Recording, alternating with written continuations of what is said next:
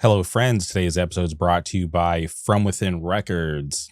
From Within Records podcast, episode 48, featuring Gary Gunwald of Naysayer fame, is out now. If you're not subscribed to the From Within Records podcast, please go boot up Spotify, click that subscribe button so you can stay up to date on all their current episodes. And like I always say, please support From Within Records because they support us. If you're looking for high quality merch for your band or for your business, please hit up my friends over at Good Fortune Printing out of Wilkes-Barre, Pennsylvania. You can follow them on Instagram at Good Fortune Printing. If you want to get in contact with them, please email them contact@goodfortuneprinting.com. You can thank me later. Before we get into today's guests, I'm back from Louisville and I'm sad to be home because I had such a great time. But, you know, it's time to lock in. Next big thing I've got in the books is Korea. I'm going to Korea in October again. So please, if you're an avid listener of the podcast, you may remember last year I would not shut up about Korea on the build up to my trip. So once again, we have a lot of Korea talk going on, but also big news while I'm in Korea, I will be going to Japan. Shout out Japan. I will be going to Japan to go see Statement of Pride because it just so happens while I'm in Korea, Statement of Pride will be touring Japan. And I'm just thinking like, I love Statement of Pride. And we're both going to be in Asia at the same time. There's no way I'm going to miss them. So I'm going to hit pause on Korea and we're going to fly to Osaka for a couple of days. I'm not sure exactly how many days, but for sure we're going to be in Osaka when Statement of Pride plays. And it's going to be really cool to be able to see some friends from the States in Japan. I'm very much looking forward to that.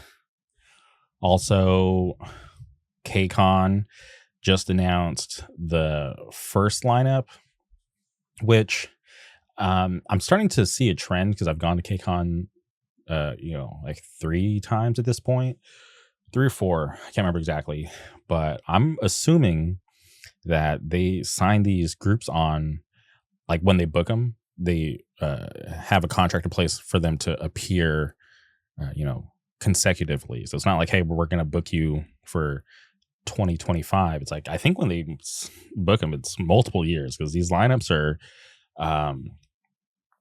very similar, like so similar to the point where I'm just like, do I even need to go this year? I'm always on the fence. I'm like, should I go? Last year was kind of like a throwback because KCON happened the same weekend as Comic-Con. So my boy Ben, he's a Comic-Con lifer, so he opted to go to Comic-Con versus KCON, which I totally understood. So I had to go it solo, which was fine. But it's I feel like we're just just chasing this like unicorn, right? Because the first year KCON was just unbelievable. It was not well organized, but to the point where like we were able to just kind of bypass security because there were so many different wristbands that not everybody got the right information. So we were able to like the first time I saw Stacy was their sound check for Rookies Night. Like I got to watch their sound check. So I watched them run through their set and then I got to see them at Rookies Night, which was amazing. I was front row. You can go watch the videos. And then I got to see them in the arena. That was so cool. And then even the separate high touch tickets. So we were able to actually have more control because I feel bad for the people who, have to go with the normal way how it is now. I'm not sure if they're going to change it this year. Tickets aren't released yet, but last year they kind of did it the old way where you just bought a high touch ticket, but it was randomized on what group you got. And then from there, if you got unlucky, because chances are of you getting the group you wanted was very low because there's so many groups. then you'd have to go to, Discord, Twitter, whatever, and try to trade with somebody and hoping that you could find someone to trade you for your group. And if you got like one of the less popular groups, it's like, all right, like your trade power is very low. But what I really liked about the first year that I went to KCON is you bought the top tier ticket and they gave you, every group's, every group had like an individual ticket. So you can go and trade. And I think my favorite memory was I went the day before the convention for early, badge pickup, because I didn't want to deal with like the badge pickup the day of. I just wanted to get in there because I was so excited. And I remember I walked out of, early badge pickup, and I had all my high touch tickets, and the only ones I really cared about was Stacy. I had to keep Luna because I was going to give Luna to one of my early K-pop friends who I knew he didn't get a high touch ticket, so I wanted to surprise him with a Luna one because that's like his old group. But Stacy was priority. I was just like, as long as I got Stacy, like I really don't care. And then also like all the boy groups, I just honestly just didn't really care for. And I remember I was like going back to where my buddy was waiting for me because he just dropped me off to do my early batch pickup. And then we were going to go like eat. We were going to like go hang out in like Little Tokyo or something. But I remember I was like walking back and got approached by some people and traded for some Stacy's. But like the most sought after high touch was ATs. And at the time I'm like, I don't care to high touch ATs. Like they're cool, but not my old group, not even in my top 10. So I couldn't really care less. And I remember this girl was like really bummed that she didn't get an ATs. And mind you, I had no idea who this fucking girl was, but I was just like, hey, you're a real, ATs fan. I'm not. I'd rather you have this versus me just like throwing it away. And she started crying, which I thought was like insane. But then come to find out, like people were reselling this ATs high touch for like thousands of dollars. Like they were literally reselling them. Like the cheapest one that went at that point was like for 800. And she thought I was going to charge her, but I was like, no, dude, like I'm not here to make money. Like I could make money, but it's not really my intention. I'd rather have everybody just be able to meet their old groups. And I was able to give her the ATs, which made me happy because for her, she'll probably never forget that moment, getting to meet ATs. And for me, I would have just, not a core memory. So that was cool. And then even having separate lines for stuff, because there's so many people at these conventions. So being able to have your own separate line, and then through the weekend built a cool little community because we got to talking like, oh, like who's your old group? And we would let the people who were actually the bigger fans, priority go up front because we just like, it didn't matter to us. And I got to meet K-pop Junkie. Shout out K-pop Junkie. That was a really cool moment because I remember talking to him afterwards, and it's just really cool to meet someone who's just like genuine. So shout out K-pop Junkie. But yeah, just that first year was just amazing. And sometimes I wonder if I had such a good time because it was my first year, but no, there's just so many cool things about how it was run because the convention is put on by different people now. So things are just ran a little bit different. But I will give them credit. Last year was better than the year before. So I'm sure they heard all the complaints and they're trying to improve, but who knows? Based off the first announcement, I'm not super excited. Obviously, I love NMIX. Shout out NMIX. Haewon is my bias, and I will go out of my way to see NMIX. And also Izna's back as Izna. So those two I'm excited for. And also, I think Kepler was there. I honestly can't remember off the top of my head, but we're waiting. I'm waiting for like all right, is Triple S going to, because if Triple S is there, then I'll be excited because Triple S is doing KCON Japan. So if they do KCON USA, say less. Anywhere Triple S is going to be, I'm going to be there. No questions asked. So that's who I'm hoping for is Triple S. Like the newer groups that I haven't seen that haven't been there, because Izna and NMIX have been there before. So groups that I want to see that have never been there before, obviously Triple S, Islet, Promise 9 or Promise 5, whatever you want to call them now. And 50/50. I think those groups would be amazing, and headliners. I haven't even dove too deep in group schedules, but Espa would be a cool headliner. Twice coming back would be insane.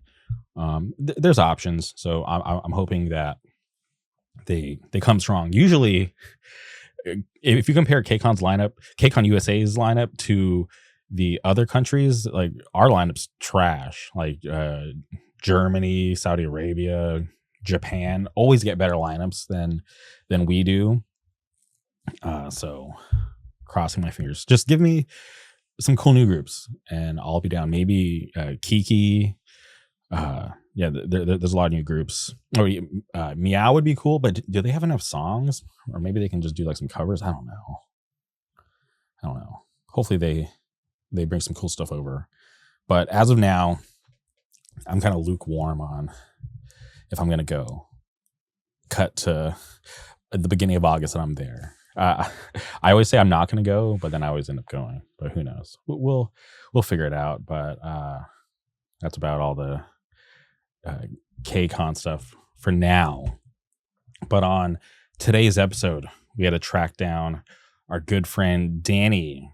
You might know him from his work behind Dog Pound Media, which is amazing.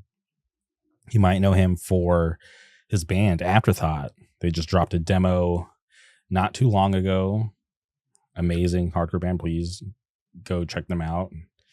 It's a lot of cool tracks. More than we deserve.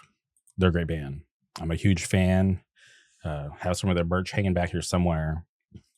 But if you're not familiar with Afterthought, please hit pause, go boot up Spotify, Apple Music, Tidal, Bandcamp, whatever.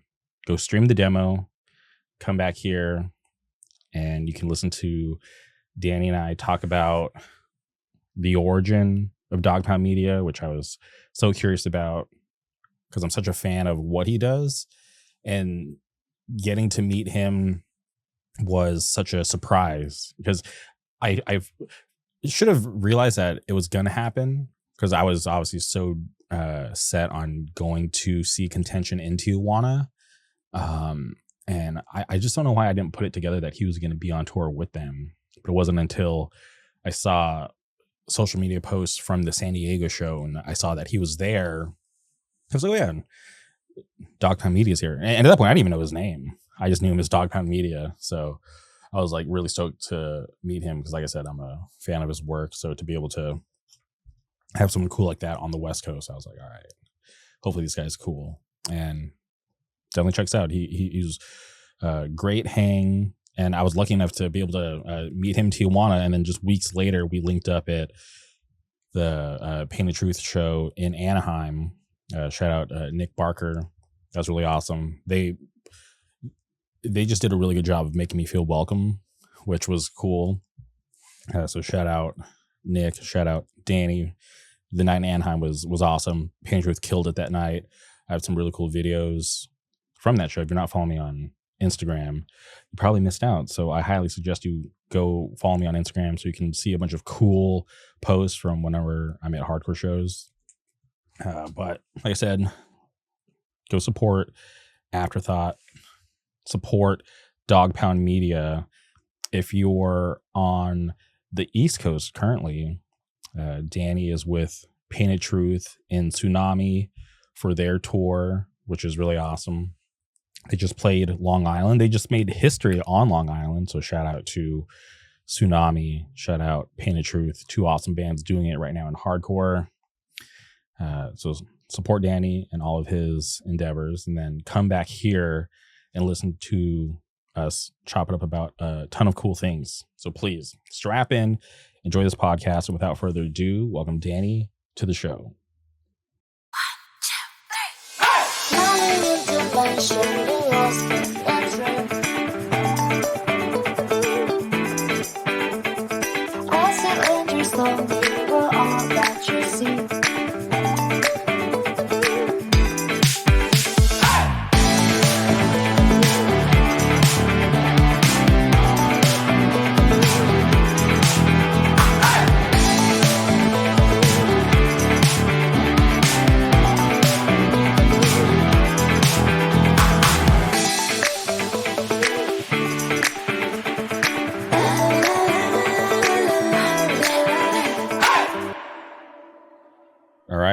we're recording. Welcome to the podcast, Danny. How's it going?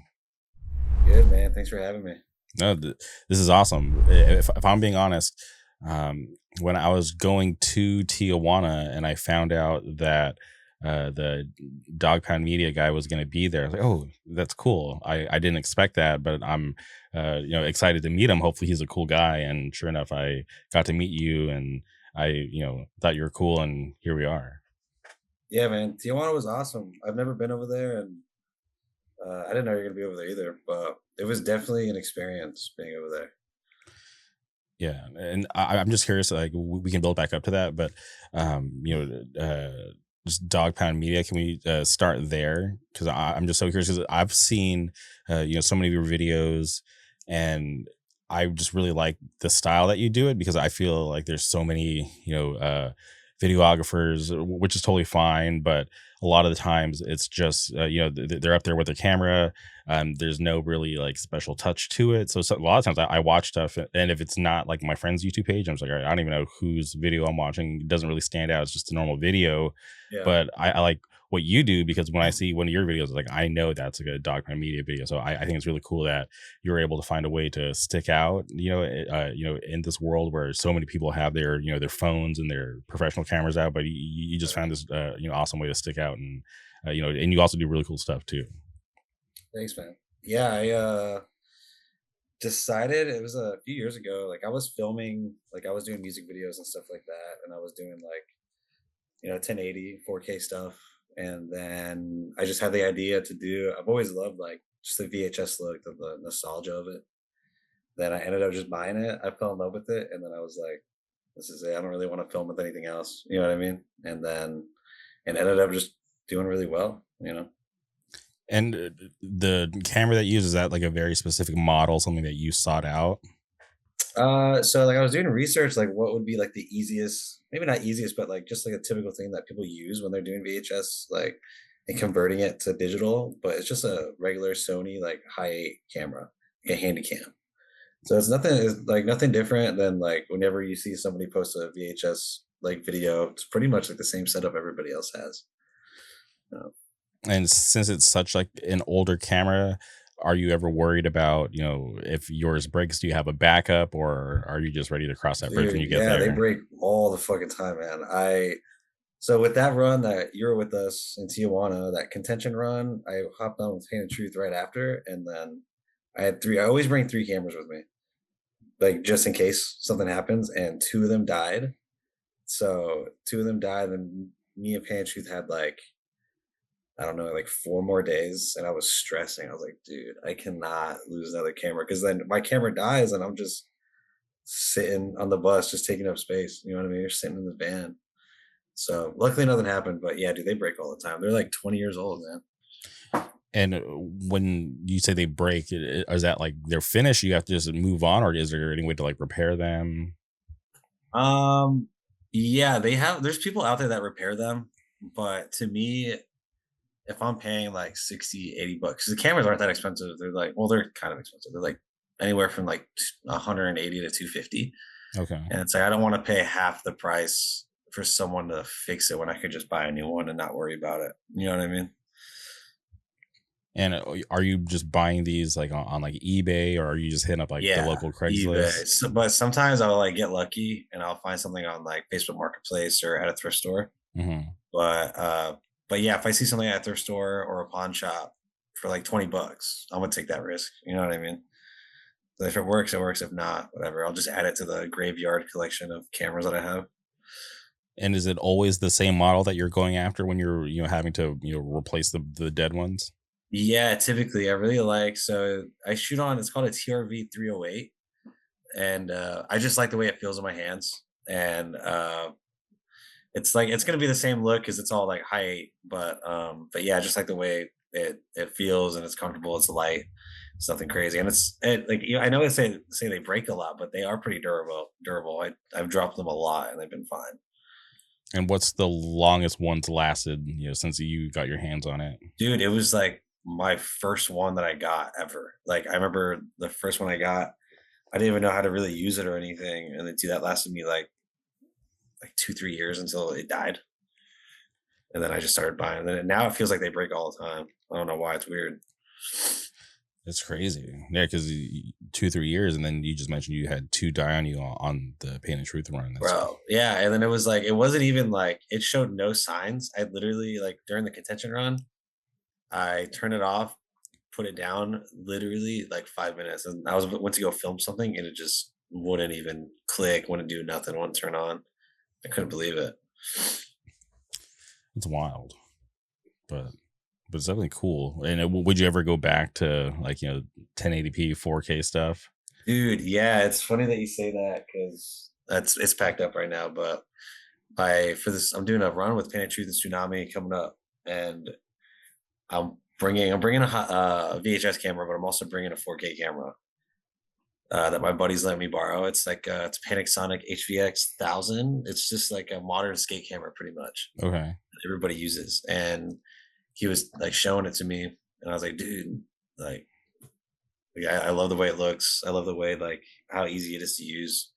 So I'm just gonna take it out, see how it works. It's gonna be a little tough because it's like everybody, like you were saying earlier, it's everybody knows a dog pound video because it's VHS. You know what I mean? Hmm. So I'm gonna see how that translates. You know what I mean?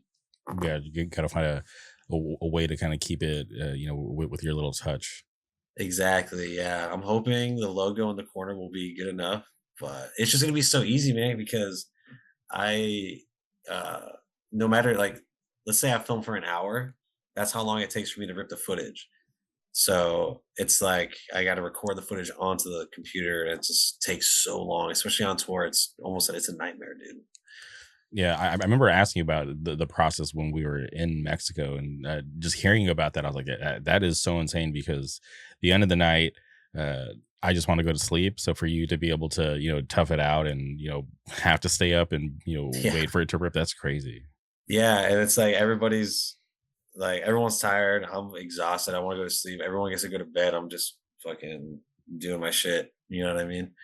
But it's not too bad. I love doing it, so it's like it doesn't feel like a chore. It would be nice to just get it done faster, but it is what it is. I chose that look, so And do you have like a strict schedule? Because it's pretty insane how you are consistently uploading it every date of these tours. But is there like a specific time that you're like, all right, I have to get it up by this day, or excuse me, by this time the next day, or are you just kind of flexible with that? yeah, so it depends on what I'm doing. Like if I'm doing like let's say the Paint Truth tour, I always try to make sure it's done that night. So I rip the footage, make the edit, make sure they're cool with it, and then we post it. And like for this last one, they didn't headline, so I was able while Counterparts was playing, that's when I was ripping footage, and then I would grab another camera and go film like the merch table, whatever, and then go rip that footage. Then we get back on in the van. I edit, I make sure it's okay with them, and then I send it out to them, and then they post it. But if it's like a fest, like let's say Sound of Fury or FYA or something, I try to get that shit out. Like those are the hardest because I'm there all day, like Hmm. filming. I try to get it out at 10 o'clock, whatever time zone I'm in, because that's when people are waking up, looking at their phones, and everybody who went to the fest and didn't go to the fest want to see videos of it. So I can't wait to post it. You know what I mean? So if I wait, it kind of loses its like interest. Like people lose their interest on it. So I just try to get that out like ASAP the next day. And when you're having to, show it to Paint and Truth for them to review it to make sure it's cool, is it always the same person that goes through that check, or is it whoever's awake at the time? Yeah, dude, it's always Michael, man. He's always right next to me watching me edit. Okay. And he's always nice to me like, am I annoying you? Does anybody else do this? Do you hate me right now? I'm like, no, I tell him it's like it honestly like speeds up the process with him next to me because I don't have to make an entire video. And he's like, no, I don't like that. Let's do this. Instead, like he's like right next to me. He's like, let's do this. I'm like, okay, cool. And I feel like some people will get annoyed at that, but I don't really get it. I don't get annoyed because it's not only is it Dog Pound, but it's also like it's his band as well. So we're like making an effort to make the video cool. You know what I mean? Hmm. But yeah, it's usually just him. Or if there's something crazy, that I'm thinking about putting in the video, I'll call whoever it is, like, hey, can I put this in there? And a lot of the times they're like, no. What crazy stuff have you they had to turn down? I'm curious if you can talk about it. um, I don't know. There's a bunch of stuff. I don't want to get beat up, so I'm not gonna say. And the That's same fair. thing for contention too. Like I'll be like, yo, can I put this in there? Like, no. Like because they some of them have like they have jobs and kids and shit, so they're like they just double check, make sure everything's cool. You know what I mean? Yeah, you don't want some random clip from the internet to kind of alter their life. Yeah, no, yeah. I'm like, I'll just keep this in my gallery and I'll send it to group chat. It's fine. And one thing I was always curious about too is when you're shooting these, or like these shows, obviously, like you're in there day in, day out. Um, do you have like moments that you're like, all right, I got to capture this tonight, or are you just going in there and just kind of going with the vibe? I like specifically during the show, I kind of have like I kind of freestyle it, but at the same time, after you watch a set so many times, you know when somebody does something, you know when somebody jumps or like when something cool is about to happen. Or just like listening to hardcore, it's like it's like okay, breakdown's gonna come, people are about to mosh, whatever. It's the two-step part, you know. But once you learn the set, it's pretty easy to like dial in what's gonna happen. And then but for the most part, it's usually just freestyle, just whatever catches my eye. You know what I mean? Okay, yeah, because sometimes I'll bring my camera to shows and I'll film bands, but for me, I'm more interested in filming like the band versus like the crowd. And I've gotten feedback from some friends who are like, "How come you never pan to the crowd?" And I was like, "I don't know. Yeah. I don't care." Man, it's Uh, so funny, yeah, because you were filming in Tijuana and Cody almost fucked you up, dude. yeah, well, dude, he pushed me off the stage. But luckily there's people behind me because I was like, all right, no matter what, I can't like lose the shot. So like he like knocked me off the stage, but I still held the camera in place. But luckily there was people like behind me that kind of caught me, so I didn't like completely hit the floor. Oh, okay, cool. Yeah. Yeah, Well, that's good. Yeah, dude, like trust fall. yeah, that's basically what it was. Um, but okay. And another thing that I was surprised about, because I'd asked you about this, was like, what do you use to capture the audio? Because I was just so surprised that you don't use anything external.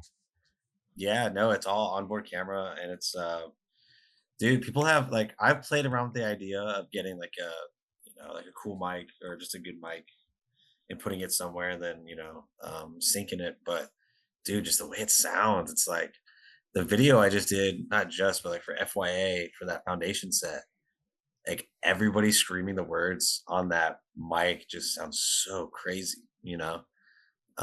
Just that crunch, like the old school feel, just I don't know. I just like the way it sounds. And I've gotten compliments like, dude, like I love the way it looks, I love the way it sounds. So I was like, I don't know, maybe I shouldn't change it. People like it, might as well not try to add too many like moving parts to the whole thing. Mhm. Yeah. And yeah, and it's cool that I feel like it's cool that you can not have to worry about so much gear, because sometimes I'll go out and I'll vlog and I'll want to take certain cameras because I don't want to have to like attach a wireless mic and have to worry Yeah. about stuff like that, because if I can just go out and just kind of run and gun it and not have to worry about so much gear, that's more fun because it's less things I Yeah. have to Yeah. worry about. I have like I just roll with like a Pelican. It's like a small ass. It's just like a small ass Pelican, and my laptop's in a backpack, and that's pretty much all I bring. But um, but yeah, no, not having that much gear is honestly so sick. I just like, yeah, I feel like this is kind of a lot. There's the Pelican in the backpack. I'm like, damn, dude, I don't want to carry any of this.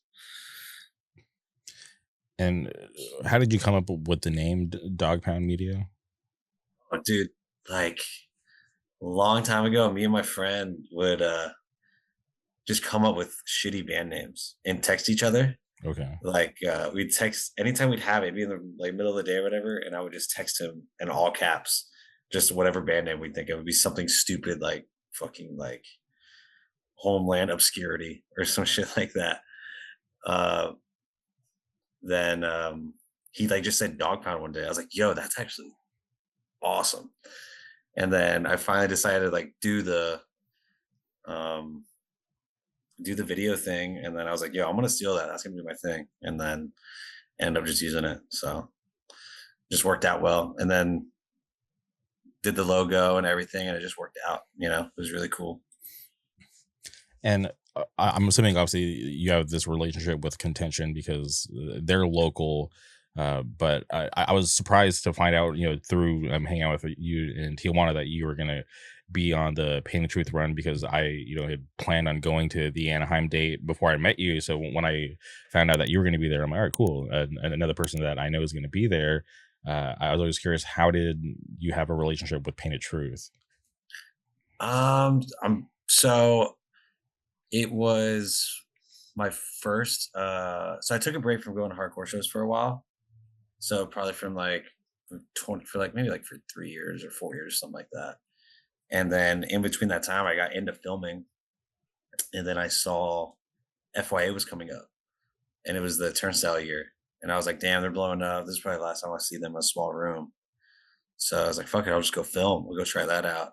And then I haven't been like listening to hardcore or anything, and if you've been around for a while, you're like, you can read a room when something like when a band that everybody likes is about to come on. So I'm standing there watching, and then they're setting. Pain and Truth is setting up, and I see like the room shift. Like everybody just like starts walking towards stage. So I'm like, okay, sick. So I hop up on stage, just wait for their set to play, or for them to play their set. And I just filmed it. The set was crazy. And I just sent it to them, like, yo, check this out. I filmed, just making sure it's cool, whatever. And then from there on, I would like run into them like at fests, like LDB or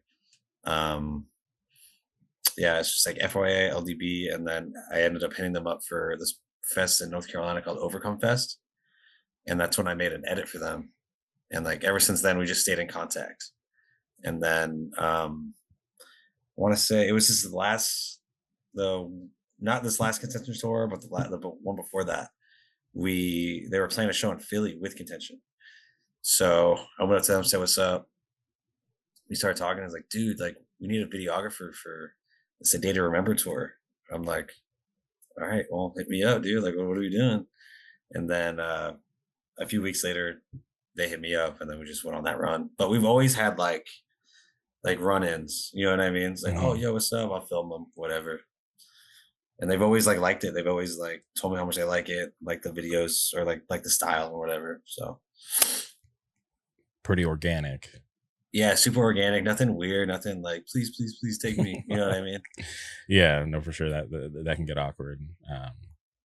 But I think that's cool because I like that they have the foresight to want to document what they're doing, because obviously like I think that they're one of the biggest bands in hardcore, right? So for them to be like, all right, like we need somebody to come with us to just film shit. Yeah. I think it's smart because I feel like there's so many bands that have risen and fallen, but there's just nothing because they didn't. Maybe it's by choice, or maybe they didn't have the foresight to think to bring somebody to film. But I just love Yeah. when bands or have just anybody, somebody. Yeah. I mean, it's cool because we get to make art, we get to hang out. But like the biggest thing is like they even brought it up. It's like, dude, it's like we don't know how long we're gonna be doing this. It's now that we have like me there filming, they're gonna have those memories forever. You know what I mean? Hmm. They're gonna have them on YouTube and or on their computer. They could be able to show their kids like, yo, this was what tour was like, and they just go through the whole video, and it also gives like a perspective like to other people, to their fans, like, oh, like these guys like have personalities, they're funny, they're cool, whatever, So it's just a cool thing to be able to document all that, especially with them, because dude, uh, me and Michael were talking about it. It's like, dude, I feel like we just have like one more step and like something crazy is gonna happen. You know what I mean? Hmm. So it's cool to like help each other out because their brand helps me and I help them. Yeah, it's like mutually beneficial. Yeah, definitely. Yeah, and it was definitely cool to have you there in Anaheim, because when I went, like I know Michael, him and I are cool, and Nick was just on the podcast, but outside of those two and you, oh, and Zach too, I didn't really know anybody else, so Mm. it was just cool to just have like some people that I knew there. Yeah, yeah, yeah. Yeah, like I've seen your videos before too, and then we met in Tijuana. I was like, oh shit, I know this guy. So that was cool. Yeah. And did you have a, from when you hopped on the Patriot tour, did you have a favorite date? With this pantry throne. Yeah. Oh man, I do. I'm trying to think. Denver was really sick. Denver was cool. The show was just awesome, and I want to say uh, Salt Lake, just because it was the show was cool, but like just Salt Lake's beautiful, man. I love going out there. I woke up, got out of the bandwagon. It was just snowing, like a light snow, and then there's just mountains everywhere. I'm like, dude, this is crazy. This is so beautiful. Because in Florida, there's nothing, bro. It's just flat, you know? And have you lived in Florida your whole life? Yeah, man. The entire time. I was born like probably like 25, 30 minutes from where I'm at right now. Mhm. Yeah. Florida's well, like, when I've gone to Florida, I've only been to like Orlando and like Tampa. Yeah, yeah, yeah. Yeah, it's dude, it's grown. It's blown up. Like just even in the past like 5 years, dude, it's like the downtown area is gnarly to look at after like seeing it before. There's like nothing down there. Now it's like everybody's moving here. Like so many like college kids, just people just aren't from here moving here. And you can tell when someone's not from here too. And I don't know, it's just funny. It's crazy though. It's all these people from California fleeing. They all went to Dude. Florida Yeah. and Texas. That's crazy. And Yeah. There's people from it's a lot of people from like Boston, Massachusetts, fucking New York, New Jersey. It's weird, dude. It's like it feels invasive, but it's like whatever. Like I don't care. I'm not like weird about that stuff. it's how I feel about like where I grew up because I currently live in Orange County, but I grew up in like the Palm Springs area, and I moved away in my early 20s, but my parents still live out there, so I'll go back a couple times a year to visit. But with like the rise of like Coachella Fest and like Yeah.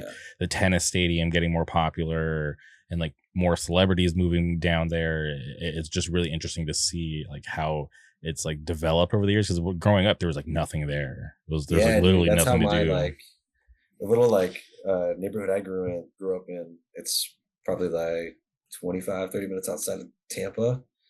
Bro, in high school, middle school, it was all cow pastures. It was like max, like a 4 lane road, all just straight road. And now, dude, it's like no more cow pastures, no more trees. It's all houses, apartments, uh, fucking car washes, and like Walmarts and shit like that. And it definitely bums me out to see because watching like not coming home or going to like that area for a long time, maybe like 6 months or something, then going over there and then seeing like knowing there used to be like acres and acres of trees and now there's just flat cookie cutter houses all the way through. It's gnarly, man. Yeah, and I'm like driving down like the main highway back home, and there's just like a random like Marriott hotel. I'm like, Yeah, "What?" no, dude, for real. There's fucking like hotels in my neighborhood now. I'm like, what the fuck is going on? Who's vacationing in Riverview, Florida? Like nobody wants to be here. Yeah, but it's always weird because you drive by and there's always like cars in the parking lot. You're like, Yes, dude. Yeah, it's crazy. It's always in a plaza with like a bunch of fast food places. And it's just I don't know. It's just weird. I hate it. It's always we get a bunch of car washes out here, dude. Like it's a, it'll be like maybe I'll send you a screenshot or something of how many car washes there are, but it's straight up like one every mile. It's almost like McDonald's, dude. How there's so many McDonald's everywhere. There's always a fucking car wash. it's a front. It's they got to clean their No, for money. real. It's like Mattress Firm, dude. Well, I was thinking like Breaking Bad. Remember they had a car wash. Oh yeah, yeah, Um, yeah. but and so you're about to go on this run. You mentioned with Pantry that they're going out with Tsunami, which is cool because they just put out that split. Uh, Yeah. have you thought about doing another VHS tape? Yeah, so we plan on doing one for this, and then we're gonna take like a little bit of a different approach versus like the normal like daily video kind of thing, city by city. I'm gonna come up with a schedule. We're gonna do like for example, like we did on this last one, we did like a MTV Cribs, you know, like with the bandwagon and like just like funny stuff like that. So I'm gonna come up with a schedule like, all right, today we're filming this. Like let's say today we're gonna film an interview. Today we're gonna post I don't know, like a daily video of the show. This day we're gonna post edit, this is that. But we're definitely gonna do a VHS tape because I'm gonna film for both of them and just get everything Hmm. and then come up with that VHS. That's cool. So you can uh, kind of give people a different perspective because people can go to the tour, enjoy it, have fun, but then afterwards they can see, like behind the scenes kind of stuff. Exactly, yeah. And then I'll be able to reach out to Tsunami's fan base as well. And people that their fans who haven't seen my stuff now get to see it. And it just gives all three, like Dog Pound, Tsunami, Pain of Truth, just gives us all traction, like all like every like just different avenues coming in, you know what I mean? So Yeah. it'll be really cool, really fun. Yeah. And I think it's cool too that you're obviously uh, finding new ways to use your art instead of the cookie cutter. All right, we're gonna film the show, post it, and then move on. I like Yeah. that you're thinking, all right, let's do something different this time. Yeah, and then that's another thing too, like with the camera I got. I'm using a different camera. I'm gonna test that out, see how they like it. I haven't talked to them about it yet, but who knows? They could just be like, "Yeah, what the fuck? We don't want a 4K camera. Just do like VHS like you normally do." I'm like, okay, whatever. But that one specifically, I want to use for like interviews and stuff because I can attach a mic to it. Like I Hmm. got like one of these I can use and just have them go run around and just like fuck with people, like fuck with fans or like just like somebody in Pantry interviews Tsunami or somebody in Tsunami interviews someone in Pantry. You know what I mean? So Yeah, or get those weird interactions at the merch table. yeah, exactly. Yeah, people like there was a guy. I think you were there. Did you see the guy who asked them to draw dicks on his Yes, yes, I wanted to bring up that guy because he was a little strange. Just remember, I don't know if you were listening, but like Nick asked him for his name, and he's like, "I can't tell you Yeah, who I he's like, am." yeah, I can't tell you. I'm like, what? Yeah, I was like, "This is a Who are little you, bro? weird." What are you doing right now? Yeah, but that's awesome. And okay, so you're going to be on this run. Are you open to going with other bands, or do you have to have like a kind of relationship with them? Yeah, no, definitely. I'm definitely open to like anybody. I mean, I've gotten pretty lucky. I've only toured with I feel like I've toured so much, but I've only toured with three bands. I've only done Angel Dust, Pain of Truth, and Contention. So I mean, out of those three, dude, like everyone's been so chill. Everyone's been cool. Like, because I can't imagine getting into a van like everybody sucks. You're like, fuck, man, what the hell? But yeah, I'm always open. I don't really like to ask. You know what I mean? Like, hey, let me Hmm. go on tour with you. But because it just feels like please, please, please. You know what I mean? Like I'm begging you to go. I don't want to come off as weird or anything, but I'm very open to bands hitting me up, whether it's on my personal or on the Dog Pound account or emailing me, whatever. Uh, super open to going out with anybody else, All right. Well, hope. especially Slipknot. If they're watching this, let me know. All right, Slipknot. Yeah, but my buddy, he's probably I probably shouldn't be saying this, but my buddy helps make their actual merch. Oh, really? Yeah, he's like a corporate guy. Dude, that's sick. Yeah, I remember I'm friends with Kat, the she's a photographer, and she hit me up because she was doing photos for Slipknot. Hmm. I'm like, yo, what the fuck, dude? Help me. Let me get there. But obviously you can't just like bring my friend. They're super she was telling me like how like strict they are with media and stuff. So it was pretty sick. One day, that'd be sick to do that for them. Yeah, I feel like anything's possible. You just gotta just keep doing Yeah, dude, I you. didn't think I'd do half the shit I've done. So it's like that doesn't seem that crazy to me at this point. And you're fine with being on the road, being away from home for like extended periods of time. Yeah, I'm cool with it. I mean, it gets gnarly sometimes, but ideally I wouldn't like to tour full time, you know. I think the end goal that I want to do with Dog Pound is kind of keep me at home, and I'll send out like I have a team of videographers and a team of editors, and I'll send out videographers with bands, and either they send me the footage and I edit it, or they send the other editor the footage, whatever it may be. So that's like almost like a record label kind of thing. Like I send people out who I think would do well with this band, that band, or whatever artist. That doesn't even have to be like just hardcore. You'd be rappers and stuff too. But something that keeps me home would be cool. But right now I got a few more years left of touring, I think. Physically. Yeah. But do you ever think that like people want you because of your sauce? Like, Yeah, I think so. And it's like and that goes back to like making sure a band's like, it would suck to go on tour with a band that's like sucks. Like not musically, but like as people, it's like, oh, this isn't fun. The same thing, it's like I had a homie that said it best. It's like you can be really good at what you do, but if you suck to hang out with, then no one's gonna want to work with you. You know what I mean?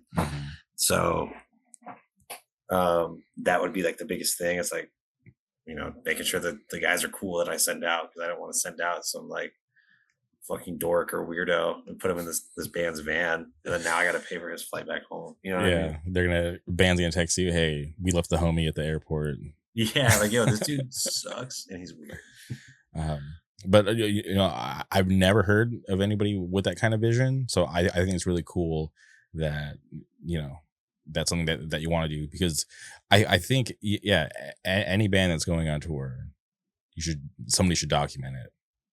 Yeah, definitely. And it's like, even if they don't even have a following or whatever, it's like just keeping it for themselves. It's like, it's going on tour is such a foreign concept to people that aren't in hardcore. Like whenever I tell like people or whatever that's what I do, they're like, dude, that's fucking awesome. I'm like, yeah, it's cool. And like I'm so used to it that I'm like not thinking about it. But like when you're older and like you're not touring anymore and you have a family, whatever, if that happens, and you get to show them like, yo, check this out. Like this is what I was doing when I was your age or whatever. Yeah. Not a whole lot of people get to experience it. So I definitely feel lucky doing it. Yeah, I've been in hardcore for a long time. I've only been on one tour. Yeah, and that's more than 99% of the population, dude. Nobody fucking does it like that, Yeah. When was that?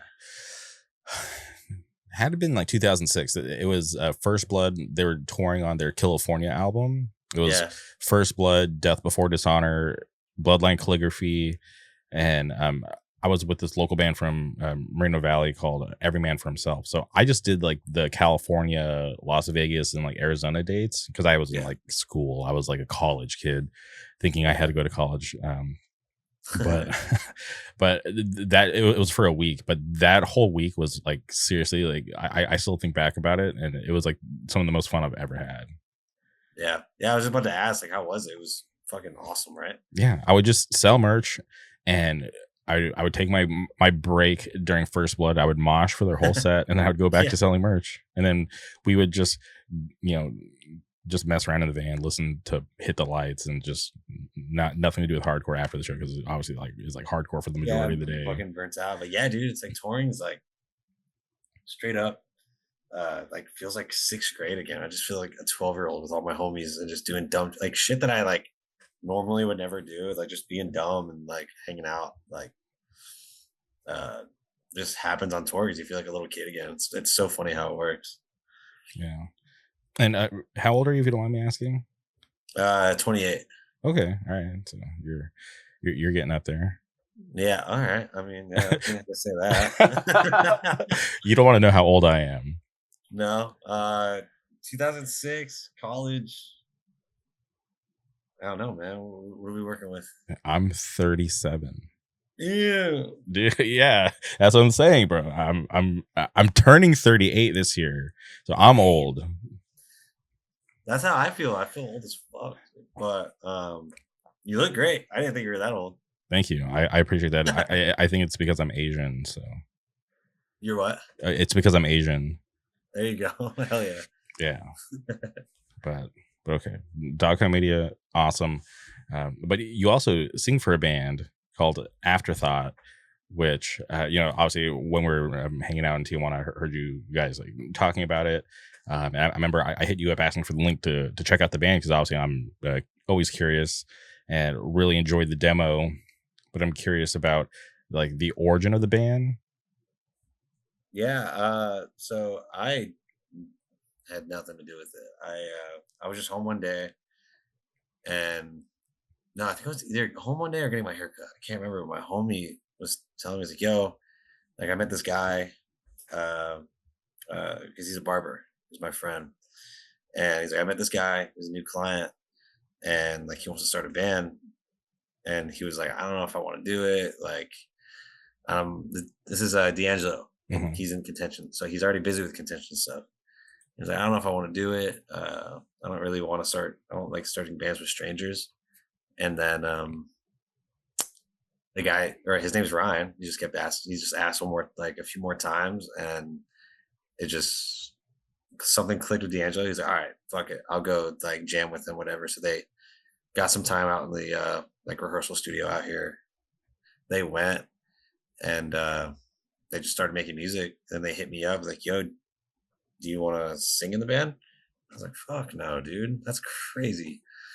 And then, well, first they asked my buddy Dave, who's also my roommate. They're like, "Do you want to sing in the band?" He's like, "No." And then they hit me up. I was like, "Fuck no, I don't want to do it." And then like 2 days later, I was like, "All right, I'll do it."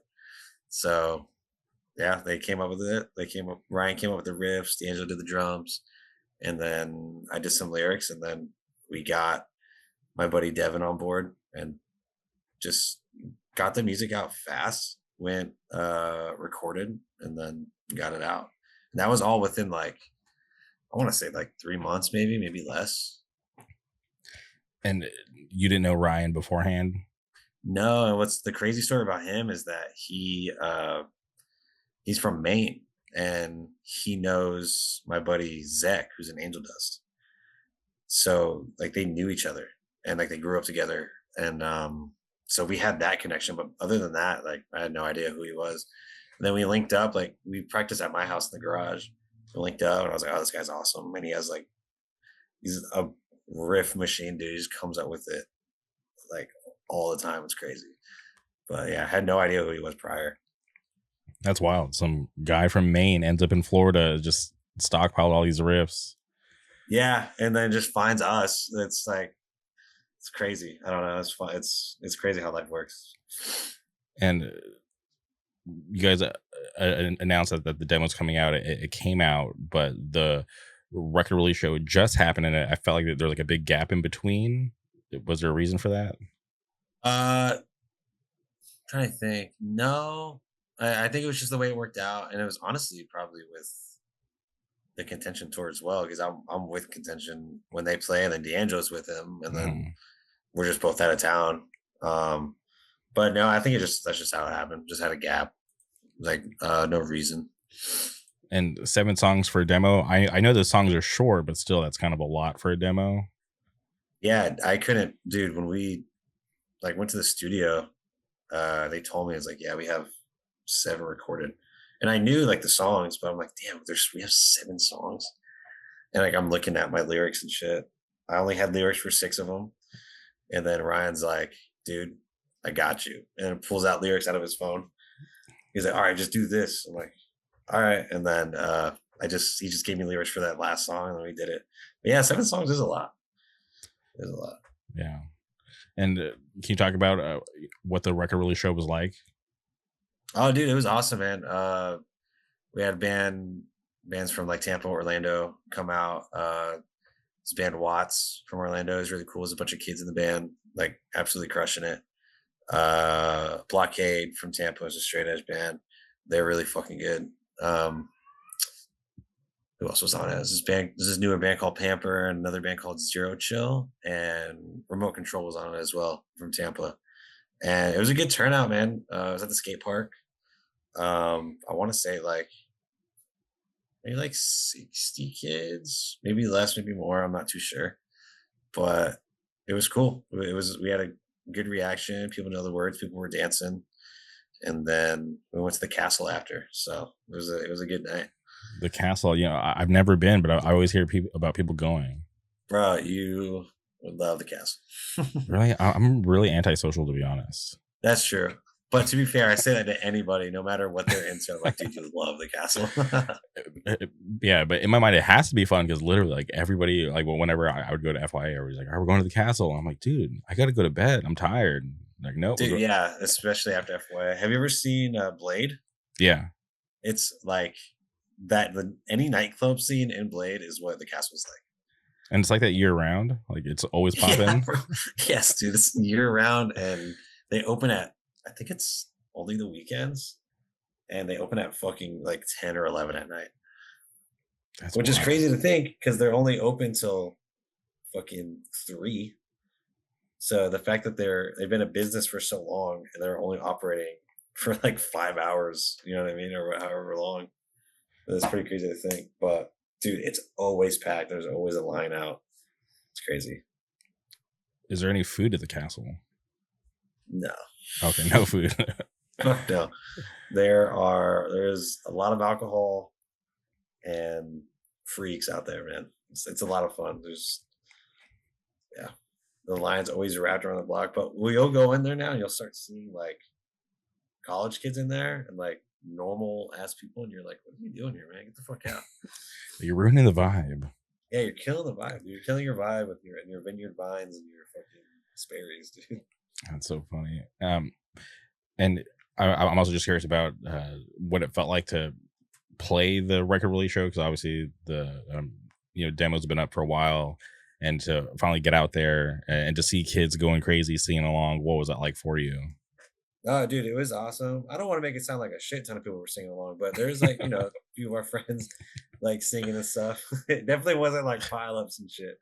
But yeah, there's a few people, but no, it was really cool. It's like seeing something that you make in your garage with your homies and then playing it for everybody and then seeing people mosh and dance. It's a really cool feeling, man. And it's just fun because we're not like taking it super serious. We're not like trying to do anything crazy. I mean, if it happens, it happens. But that's not like our main goal. We just want to play shows, have fun. You know what I mean? And yeah, no, it's really cool. It was a good night.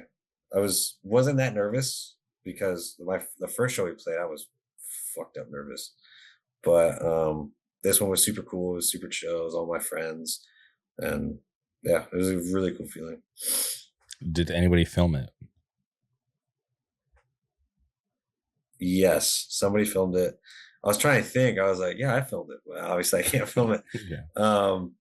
Yeah, somebody filmed it, but I don't think it's out yet. I don't think they put it out. I know our first show was filmed, and then we played a show in Jacksonville recently that was also filmed.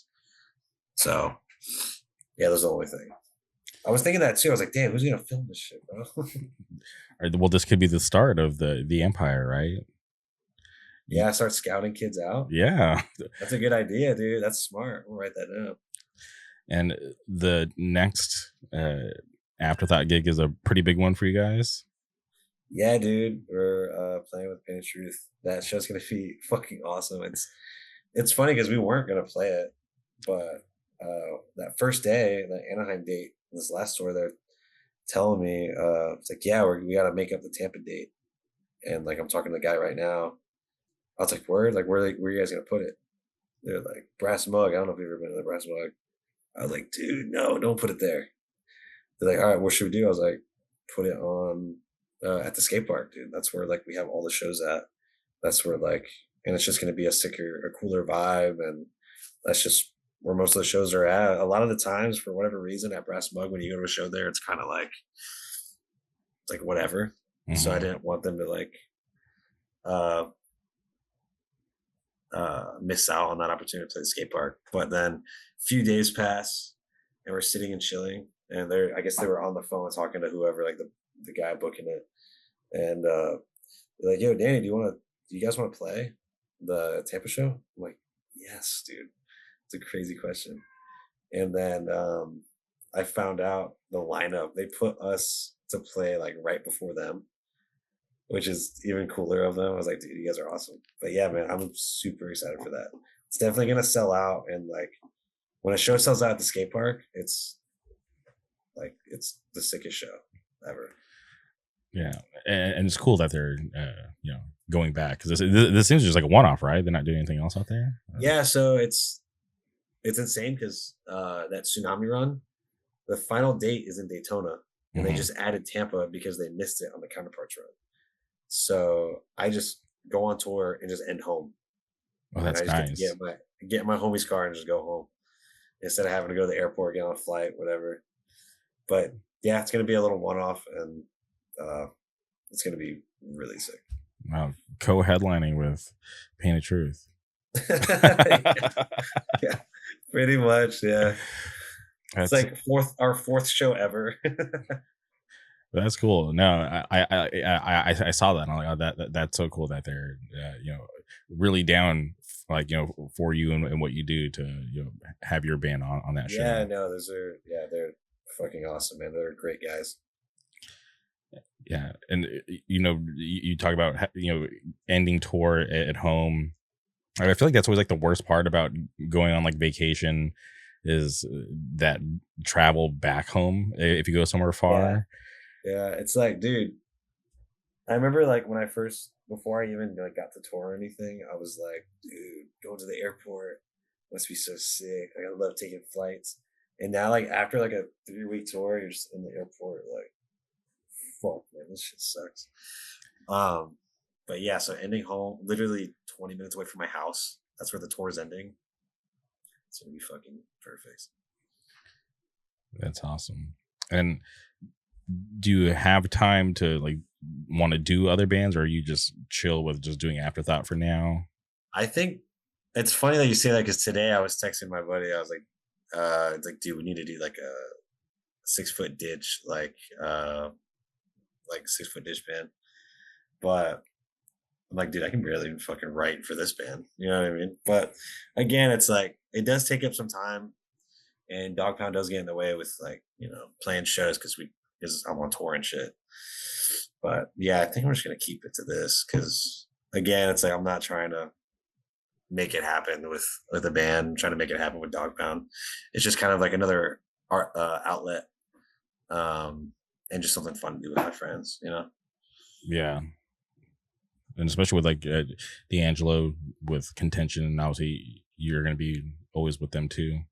Yeah, exactly. So both of us are going to be gone, especially this year. It's like they got Outbreak and shit, and then Furnace Fest and all the other shit that they're doing. So we're going to be gone for a while. We plan on doing like a Contention like world tour kind of VHS. It's because they're doing we just did that US tour or just the West Coast, and then they're about to do the or Europe or whatever. And then I think they have some other offers possibly. I don't know if I'm gonna let us say or not, but uh, Did they announce Sweden? Or I don't know. That's one of the ones I was oh, talking about. okay. Whoops. Oh, All right, I'll bleep that out. Don't want to you get them in should bleep trouble. it out, just the whole thing. I was like, did they announce? Then bleep it out. Oh man, okay. I wasn't sure. It's hard to keep up because it's like it seems like every time I like Yeah, open up Instagram, they're announcing something new. So I know, right? I don't think they announced it, but yeah, I plan on going to that one too. that's so Um, wild. I've never been there. That's gonna be sick. Yeah, I've like for hardcore, like outside the country, I've obviously been met to Mexico, and I've been to Colombia, and that's it. Yeah, yeah. No, it's I haven't been there either. It's gonna be sick. I don't even know what's there to be honest, but it'd be cool. And is it hard for you to try to balance like being out so much versus like your life at home? Um, no, it's not hard because I don't. I'm single. I'm kicking it with roommates. I don't really have much going on other than like my normal job. So they're cool with me touring. I'll come in, pick up some shifts in between tours, and they're cool with it. So other than that, it's just like the biggest obstacle is like just missing friends or just missing my house or my cat. So things I can definitely get over to tour. So it's nothing crazy. You ever have like FaceTime Dave and be like, "Oh, where's my cat?" Dude, all the time. Yeah, 100%. I did it like 3 times on that the pin and shoot store. Like, yo, because he's always you follow him, right? No, I don't. If I'm being, No? uh, I honestly, the only people whose Instagram I got from Tijuana that I wasn't already following was like yours and D'Angelo. Okay. Yeah. Yeah, dude, he's like posted up with my cat on his story. My cat's like sleeping on his chest and shit. I'm like, motherfucker, dude, he's taking my cat. But yeah, I'll text him like, yo, send me pictures of Benny, and he'll send me some because he's always on him. So I'm like, I know he's with you, bro. Let me see a picture. That's cool. Well, at least your cat's not just bored and lonely while you're gone. Yeah, and Dave's got 2 cats too, so it's like they can, even if nobody's home, they're just chilling. All the They cats are chilling. they got a little squad going. Yeah, dude, they're little fuckers, man. That's awesome. I'll get pictures in the group chat of just glass on the floor, broken glass. I'm Oh. like, okay, how much do I owe you guys? Because I know it's my cat knocking shit over. These damn cats. Yeah, no, for real. And who designs the merch for Afterthought? Dude, it's been a mixed. It's been everybody. I haven't done my own design. D'Angelo did most of it, and I'm trying to think. I think Ryan did as well, and Devin. They've all have had their hand in making the merch, but I haven't made my own design or anything yet. I need to. It's just like so hard. I'm like, what would I want to wear? You know what I mean? It's just hard to do.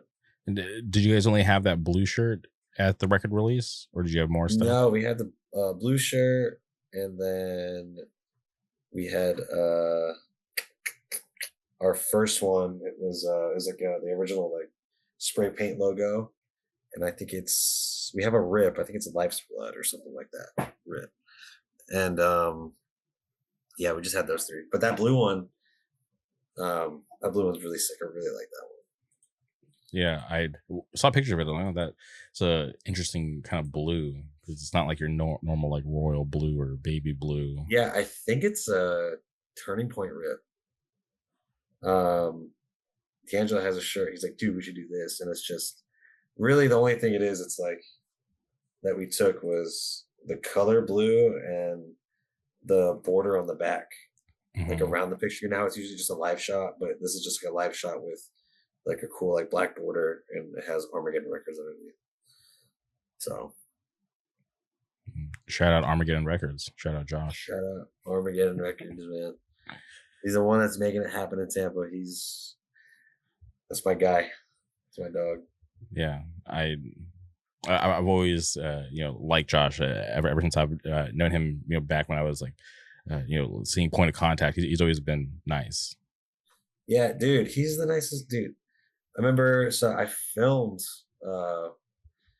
Six Paths like years ago, and I noticed he was wearing Griffey's, like those shoes, the Ken Griffey Jr. shoes. And I was filming, and before their set started, I was like, yo, I love those shoes, because in middle school, growing up, kids always had those shoes, and I was like, dude, I love those, but I could never afford them. Yeah, so I was telling him that we were talking about this. We just started talking about shoes. I'm not even a big sneakerhead. I just really like those. And then I ended up touring with them a little bit. And then I asked him, I was like, yo, I haven't seen you wear your Griffey's, bro. Like, where they at? I was like, I'll buy them from you. He's like, dude, I don't wear them anymore, but you don't got to buy them. I'll just give them to you. And then the next show, he just brought the shoes. I was like, no fucking way. They just gave me free shoes when he could have just made, dude, they go for like $200 or something crazy. He just gave it to me. And now that's like, I still got them. And that's like this is a special event happening. I'm putting these on. Like the Afterthought first show, I'm like, it's Griffey's, bro. It's Griffey's tonight. That's awesome. That's a cool story. That's definitely really nice of him, because he could have easily charged, but he's like, no, I got you. Yeah, and it's like the colorway that, like, when I was a kid, I would see. I'm like, fuck, that shit's so cool, man.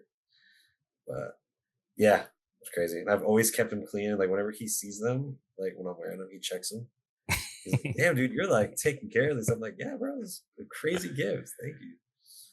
Yeah, I used to be into sneakers for a while. I still watch like certain like sneaker guys on like YouTube. Um, but I just got to a point where I'm just like, it's just too much money. Dude, it's so much money. That's why I literally just have like one pair of shoes that I like daily, and then I have the Griffies. I'm like, this is good. But yeah, I'll see like uh the new Jordan SBs that come out. Mhm. Like I really like the pine green ones. Those are my favorite. And then I Right. saw the blue ones that came out, and now they're coming out with the red ones. I'm like, yo, these are like they're so simple, and just so cool. I want them, but I'm not spending $400 on shoes. I'm not spending $400 on anything, dude. Yeah, I got to a point too where I just wasn't really into anything anymore because like I have like I'm trying to think off the top of my head I have like we have like four pairs of shoes, like four pairs. Two are the same exact pairs, and then like the other two I just kind of like alternate in. Yeah, dude, I have three pairs of shoes, and one of them's a work shoe, and that's like my non-slips for work. So it's like I don't wear those unless I'm going to work. I think that's all I have. I think I have like some running shoes that obviously I don't run, so just don't use them. Yeah, it's interesting, but that's cool though. Yeah, shout out Josh. Shout out Josh, man. I'm just Shout out picturing. Josh. Shout out Armageddon Records. Shout out Contention. Shout out Arrival Note. Shout out, They're playing a show soon. yeah. Shout out Steadfast. Rest in peace. I'm so bummed I never got to see Steadfast. Yeah, it was awesome. Very cool. Straightforward, straight edge band. Yeah.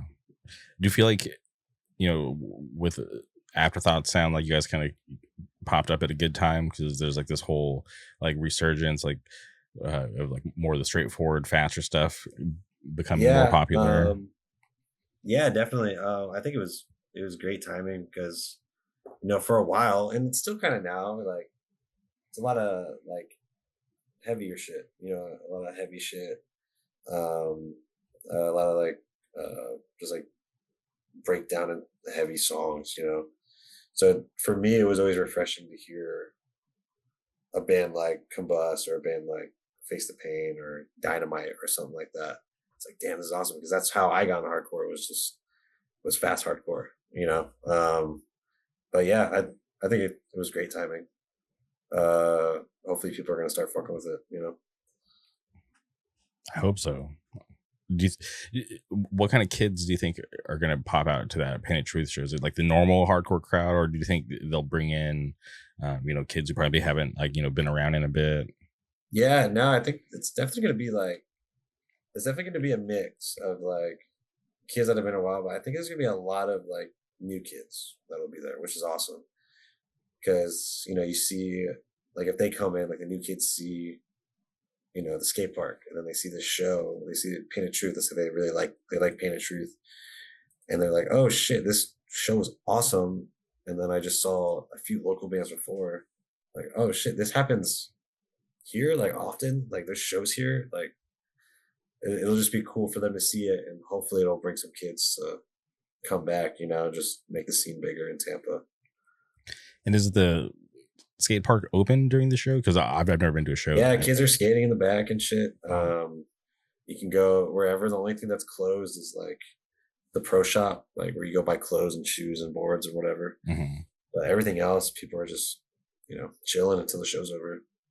Dude, that's wild. Imagine just being some young kid going to go skate and then, oh shit, Painted Truth. What is this? Yeah, no, seriously, it's like that's another thing that can happen is even people that aren't even going to the show, kids are going to go skate, and then they hear insane music coming from the skateboard. Like, what the fuck is happening? They just fall in love, They're gonna see people moshing and being like, "What the fuck is that?" What the fuck? I remember the first time I saw that shit, I was like, "What the fuck is going on?" I was like scared. I'm like, "What the hell is this shit, man?" Yeah, I remember just like watching like Health as DVDs, Boston Beatdown and shit, and then that kind of helped me like mentally prep to going to a show for the first time. Yeah. I definitely I saw it online, like whatever. But seeing it in person and like being young and like see just experiencing it, you're like, what the fuck is going Yeah, I was always like, how do you know when it's your turn to go in? on? So you gotta Like, just damn, do y'all know each other? Why are y'all hitting each other like that? yeah, but yeah, it's always fun. Getting it young is just like just go experience it, figure it out. Yeah, and that's like the cool thing. Like, we didn't have shows at the skate park for a while until Josh started booking shows there again. But right next door is this place called Transitions, which is like we got the skate park right here, and then you go a little bit further in the parking lot. It's this little room where there used to be shows, and that's where I grew up going. So like, it's cool to go to the skate park again and be in the same parking lot I was when I was like 15, 16, going to shows over there, you know? Yeah, it's like full circle. Now you're the one who's like hitting the stage. Yeah, exactly. Like, dude, if my 16-year-old self saw me now, he would think I'm the coolest fucking dude ever. So that's almost like all that matters. You know what I mean? It's just like, just doing what you want, having fun, you know? Yeah, so what I always try to like encourage like the young kids. It's just like, hey, just come out, check out bands. You might not like every band, but at least you can develop your own taste, right? Yeah, exactly. And then there's a long period too when I was going to shows alone. It's like, just go to a show alone, dude. It's like, eventually you'll make friends, you know? Maybe. I don't know. I never did. But I ended up working out with like the filming and shit that helped me get like involved in the scene, and people were like, oh, yo, let's talk. And then, everything just kind of happened. Can I ask you about that period when you weren't going to shows? Yeah, no, I mean, I just got like sucked into like the idea. Like, I graduated high school and got sucked into the idea. It's like, okay, I need to get a 9 to 5. I got to get a car. I got to make sure my girlfriend's good. I got to just start making all this money and shit. And then just got burnt out of that, and then ended up going to FYA. I'm like, oh, dude, this is my shit. And then as I got older, I realized like I don't need to live the American dream or whatever. I don't need to get like this office job, have a wife, get a house, work and die kind of thing. You know what I mean? Yeah, I feel like you should be able to enjoy your life. Yeah, exactly. And I just during that period, I was just like, oh, this kind of sucks, dude. So I'm glad like I just went to FYA because it like reignited like my love for the music and like going to shows and shit. Like, oh my god, I forgot how sick this shit is, dude. It's so much fun. Yeah, and especially at that time for it to be in Tampa, right? Like local. Yeah, no, it's like always going to FYA and shit, and then just going to it again, and just being reminded, like, oh shit, this is my thing, man. This is what I love. But obviously, you're still tapped in because you mentioned, knowing about Turnstile before going to the fest. Oh yeah. I still knew like some shit. Like, I would still see bands on flyers and be like, oh, I remember this or whatever. But yeah, because dude, I grew up watching Turnstile. They would play like that venue I told you, like Transitions. It's like straight up like maybe 150 cap room or something like that. But they would hit Tampa all the time, and you always see the meme and shit. Like, yeah, Turnstile's all like their music now, but back then people were getting fucking slept, dude. And it's true. Like, those shows were fucking crazy. Watching them in Tampa. Yeah, I think like I was at their first Southern California show, and really, yeah, it was cool. It was like I remember not being sure how many people liked Turnstile, but when they played and the whole room was singing along, I'm like, okay, this oh band. my god, dude, that was the best. It was like it's crazy because they were that band, they still are that fucking band. You know what I mean? It's such a crazy thing to watch them play 100 kids, 150 kids when you're a kid, and then everyone's beating the shit out of each other, and then now they're playing. They played fucking Rolling Loud. They're playing crazy ass festivals, and everybody knows them. It's crazy. It's awesome. Yeah, you know, I got to see them when they played Coachella. Really? Yeah, How was that? it was cool because I was just like reminiscing, like, wow, I saw them at Aladdin Junior, and now we're at fucking Coachella Fest, like the biggest Yeah, like I fest in have the world. videos on my phone from 2017, dude. Of like it's like we used to think the iPhone quality was so good, and you go watch it back from 2017, and this is like shit. But I have videos of like turnstile shows on my phone that I recorded or just filmed from my phone. And crazy enough, it's like again, I didn't know anybody, and I'll rewatch the video. I'm like, yo, it's like I could see Cody from Contention like in the video. I'm like, yo, is this you? And like we were freaking out. It's crazy. Yeah, I got to see this video. I was at their show. It was during the Nonstop Feeling tour. They played Program, and that shit was insane. Oh yeah, what was that like 2015, right? Yeah, it was like 2015, 2016. Yeah, at that time. Yeah, dude, that was. I remember when that record came out. That was a good record. Yeah, that's when I was just like, dude, these I guys. remember when everybody's Instagram handles was Death Grips and shit like that, like turnstile songs. That's wild. You know, when you say Cody, I always have to like register in my head, like, who the hell are you talking about? But then it's like, Oh, Cosmo, yeah. yeah, because it was funny when I was hanging out with you guys. It's like I was like the only one calling him Cosmo, and I was just like, wait. Yeah, dude, that took me. Yeah, me too. When my first tour I did with him, I was like the only one calling him that. What the fuck is going on? And then I like a few weeks later, I was like, hey, when am I allowed to call you Cody? But yeah, he's awesome. I love that guy. Yeah, I always message him whenever he posts stuff about his farm. What's that? I always message him whenever he posts anything about his farm. Oh yeah, I remember one time. I don't know how I ended up. I think I was going through just Reddit, like the hardcore Reddit. Okay. I saw somebody comment something. And I'm like, it's really familiar. Like somebody who talks like this. And I clicked it. I was like, oh, it was just all his farming shit. That's so funny. Yeah, he was like posting some like carrots or something like a couple weeks ago, and I asked him if he's ever seen a real banana, and I wasn't surprised, but he was already tapped in. He's like, yeah, he's like, I know what a real banana looks like, because like the banana that you go and get at a grocery store, that's not what like a normal banana looks like. Yeah. Yes, I know. Yeah, he knows that dude. Sometimes he talks to me, and I'm like, I know like what three of those words mean, bro. I don't know what you're talking about. He's awesome. Yeah, he's the shit.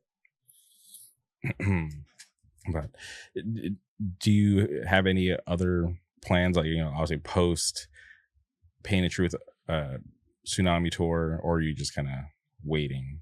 After that, no, we got Europe with Contention, Sound and Fury with Contention, and Pain of Truth.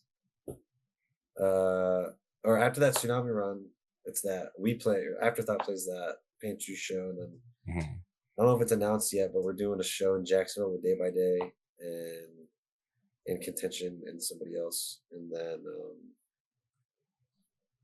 after that, yeah, Europe with Contention, and after that Europe run, I have a few things that aren't confirmed, but I might be staying in Europe for a little longer for a band that hit me up. But again, it's just not confirmed, so we'll see about that. Were you with them last time they went to Europe? No. Okay. I wasn't with Contention. And I totally forgot to ask you, can you talk about your experience, you know, filming that video with Rapid Skate Shop? Oh yeah, dude, it's crazy because me and Dustin were just editing it last night and like doing the finishing touches. But dude, it was so much fun because it was just me and Dustin and some of his homies and who have experience like with lighting and being on set and stuff and being able to work a camera well. But dude, it was fun because we had a fucking pyro guy and everything, and it was really cool. I don't know how much I'm allowed to say about it, but the experience was a lot of fun. It was a good time. Yeah, for some reason, because obviously we talked about it in Tijuana, but I just assumed that it was going to be like a quick thing, and then you were going to immediately go to the Painted Truth tour.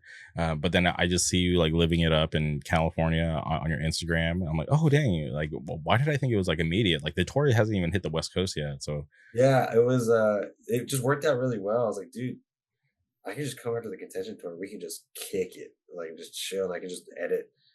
And he was like, yeah, dude, that's perfect. Because the filming for the video took like a day. It literally, we just like we prepped for like 2, 3 days, but other than that, bro, it was like chilling in the hot tub, drinking beers, watching South Park, fucking chilling at the skate shop, like doing straight up nothing, like just chilling. It was awesome, and I got to hang out with Dustin. We didn't go to Six Flags this time, unfortunately, but we really wanted to. well, there's always next time, right? Oh yeah, dude, I fucking love Six Flags. And So much. did you have any like experience doing that kind of work beforehand, or was that like a first time thing? That I've had a little bit of experience like being on. I don't know what determines a real set, but like when I film those promos for the VHS tapes, we take it pretty seriously, as serious as we can. Hmm. It's like we have a lighting setup, or I write up a treatment. I give everybody lines and they tell them exactly what I want.